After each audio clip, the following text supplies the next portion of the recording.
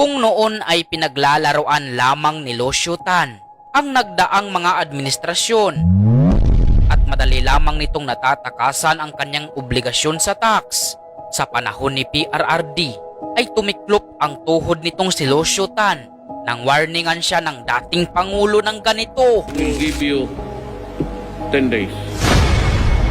Bayaran mo. Pag bayaran mo, siraan ko. Wala nang airport. So what? Binayaran na ngayong araw ng Philippine Airlines ang 6 na bilyong pisong utang nito sa gobyerno na air navigational charges.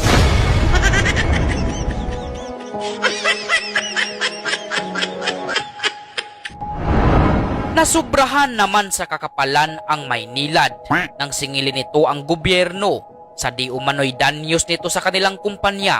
Sinisingil ng Maynilad ang gobyerno na mahigit 3 bilyong pisong kabayaran daw sa nawalang kita ng kumpanya matapos pigilan ng MWSS. Subalit ito ang matapang na tugon ni PRRD sa kanila. Sabihin mo sa mga ni 5 centimos, hindi ko sila babayaran. Bibirahin ko sila. Ipit-ipitin niyo ako ng kaso. Mangyari talaga ang hindi ninyo gusto. Sabi ko, gusto ko makita itong mga ng mga bilyonaryo na ito sa loob ng prisuhan. Let us stop this business of milking the people. If I find economic sabotage and I will arrest them. Umatras sa paniningil ng bilyon-bilyong pisong danyo sa gobyerno ang Manila Water at Maynilad. 7.4 billion.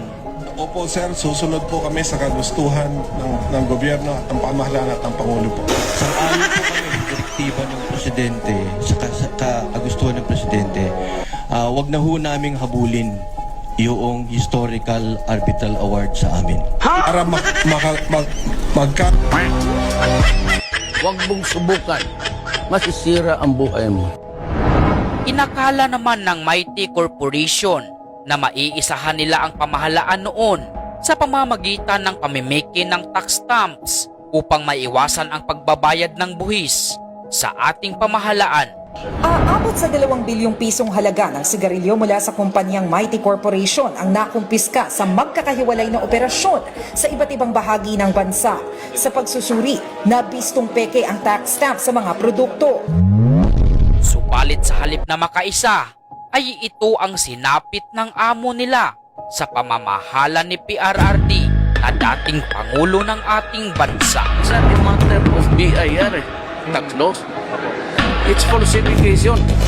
Kanina ay voluntaryo lang nagpunta sa NBI ang may-ari ng Mighty Corporation na si Alexander Wong Choo King. He just showed up to express his willingness to cooperate. He voluntarily came over to the NBI. I have directed the Department of Finance and the BIR to accept Mighty Corporation's offer of 25 billion to settle its tax liabilities. After the settlement, Mighty will no longer engage in tobacco business. This will be the biggest tax settlement on record. It will produce a windfall for government which is significant since we have to face the unexpected costs of rebuilding Marawi and Ormoc. The acceptance of the tax settlement offer does not preclude other criminal charges against the company that the BIR may decide to file. The settlement will allow government to avoid a long battle that, as we saw in the previous years, could take years to resolve. Let this be a lesson to others. This administration will spare no one found cheating the government of its due. Hindi naman nakapalag ang ABS-CBN nang tanggalan sila ng prangkisa ng Pangulo ng ating bansa noong mapag-alaman na bilyon-bilyong halagang tax pala ang noon pa'y hindi pinabayaran ng nasabing kumpanya. Ikaw, ABS-CBN, you're a mouthpiece. Ang inyong franchise mag-end next year. We are expecting na ma-renew yan. I'm sorry.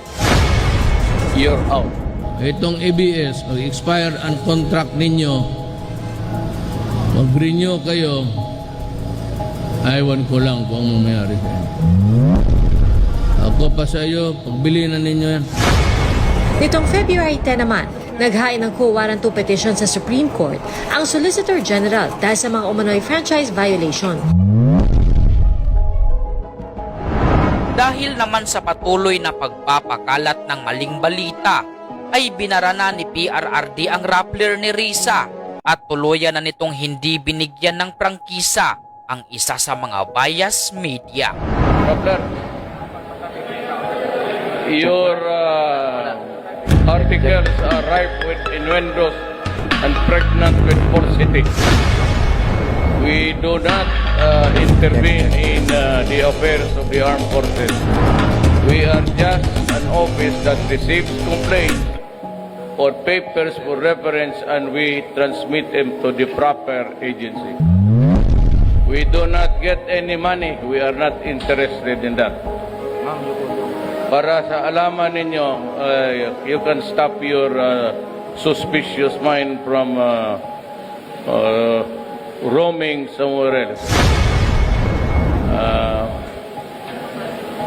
But since you are a fake news outlet, then I am not surprised that your articles are also fake. Now, we can debate now. Tell me where is our lies, and I'll tell you where are yours.